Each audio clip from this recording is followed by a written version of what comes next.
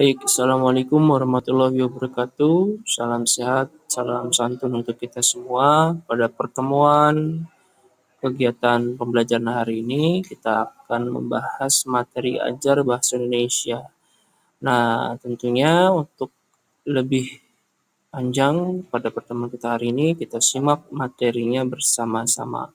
Untuk itu siapkan alat tulisnya untuk mencatat materi-materi yang akan saya sampaikan. Terima kasih.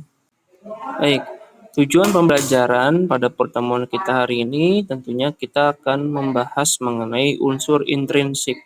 Nah, apa sih unsur intrinsik? Untuk itu kita simak bersama-sama.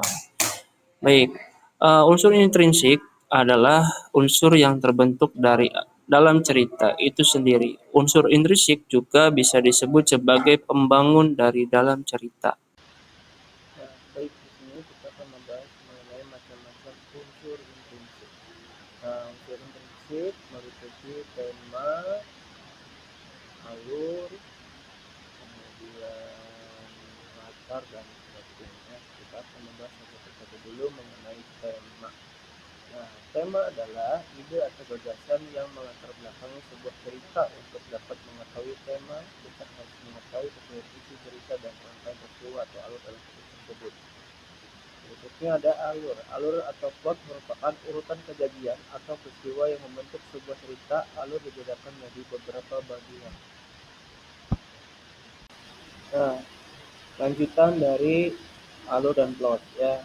Alur dan plot di sini dibagi menjadi tiga. Yang pertama ada alur maju, alur mundur, dan alur campuran. Alur maju yakni alur yang disajikan secara kronologis atau sesuai dengan urutan waktu dari awal ke akhir. Berikutnya ada alur mundur. Alur mundur yaitu cerita yang peristiwa dimulai dari akhir cerita ke awal cerita hingga alur mundur biasanya digunakan untuk menceritakan kilas balik peristiwa masa lalu. Berikutnya ada alur campuran. Alur campuran yaitu alur gabungan dari alur maju dan alur mundur. Cerita biasanya disampaikan secara berurutan sekaligus.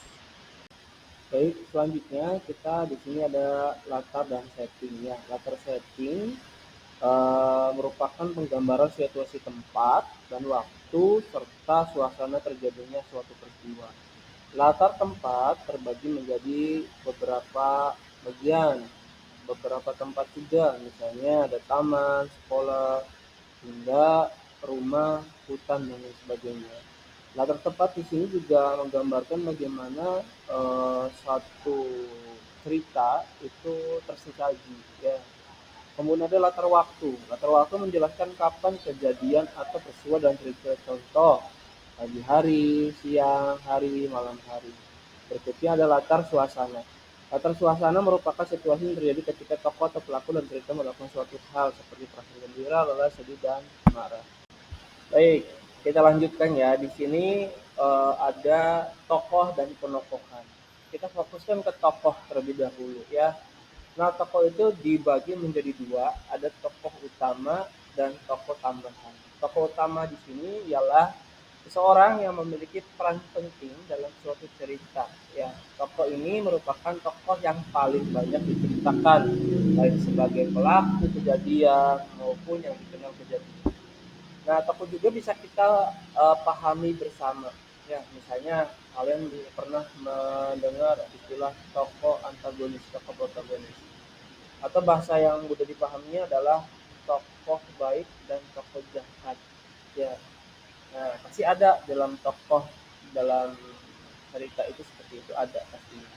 Nah, kemudian ada tokoh tambahan. Tokoh tambahan apa sih? Tokoh tambahan itu yang memunculkan sesekali ya, dalam satu adegan misalnya. Disebut juga dengan istilah lain yaitu tokoh pembantu. Jadi berfungsi untuk melengkapi tokoh dalam menunjukkan cerita. Nah, mungkin itu saja pertemuan kita pada hari ini ya, semoga bisa dipelajari dengan baik untuk materinya. Terima kasih. Wassalamualaikum warahmatullahi wabarakatuh.